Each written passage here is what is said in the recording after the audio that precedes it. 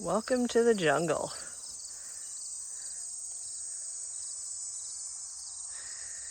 This is the jungle.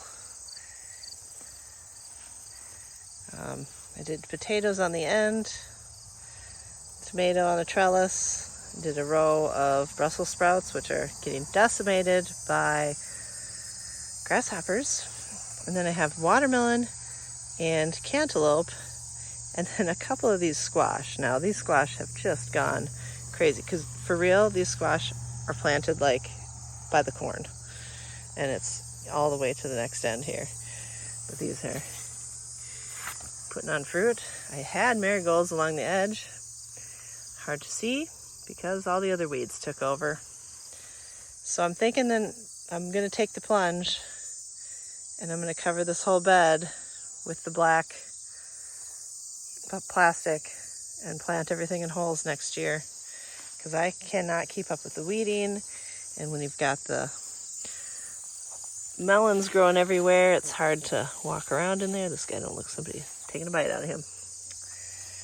So I think if I do the black plastic, it's not long. I was hesitant to do it because then you just kind of have this black that you're looking at. But I mean, it doesn't take long for it to turn into a jungle. So even though this is mulched pretty heavily, stuff gets through. And so I think we're going to do the plastic. And then I like to have the milkweed, so I'll probably leave like a strip in the middle between the corn and the gourds where the milkweed can come up. This should be good for the corn to be in the plastic, because when they first start coming up, it's really hard to tell the difference between corn and grass. So it's hard to weed. The grass takes away nutrients, all that. So we'll probably give that a try. And then what I also want to do, since everything escapes my garden, like I keep moving this fence out and out, even though I think the edge is supposed to be, way in here somewhere. But I think I might do a couple, kind of like a trellis, like a A-frame kind of deal for the for the watermelon and the cantaloupe. Get them off the ground a little bit, give them a little more growing space vertically before they start escaping. Here's more squash, because if we come around here, they're actually growing out into the path. Not as bad as previous years, but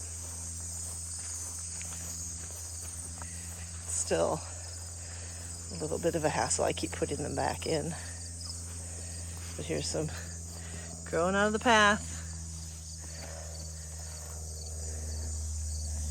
Watermelon in there. Those are the Black-tailed Mountain watermelons, so they're just small round ones. And the cantaloupes are Minnesota Midget. Both have a short maturity date. Bugs are getting at them. There's a whole bunch in there too.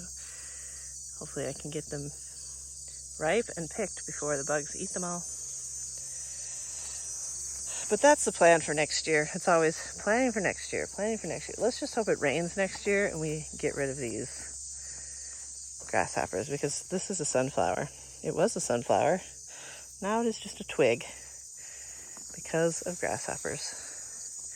They're working on this one now. These were just volunteers, so I wasn't so concerned about it. And you can see the squash. It's crazy. It just keeps going. Up and over the corn, all the way over here, up here. This is a weed.